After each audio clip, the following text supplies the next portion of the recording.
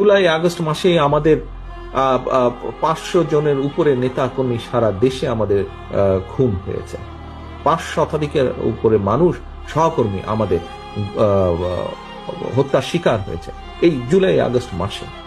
আর কোন রাজনৈতিক দলের হয়েছে কিনা আমার জানা নেই, অন্তত আমার দলের নেতাকর্মীরা 500-র মতন নেতাকর্মীরা খুনের শিকার হয়েছে, হাজার হাজার নেতাকর্মী। আপনাদের এই মঞ্চে এই অনুষ্ঠানস্থলে অনেকে বসে আছেন যারা বিভিন্নভাবে শারীরিকভাবে ক্ষতিগ্রস্ত হয়েছে। কতজনের ব্যবসা বাণিজ্য নষ্ট হয়েছে, ঘর বাড়ি ভেঙে দিয়েছে আওয়ামী লীগের লোকজন। সেগুলো কি ভুলে গিয়েছেন আপনারা? কেন ভুলে যাবেন? সেগুলো ভুলে যাবেন না।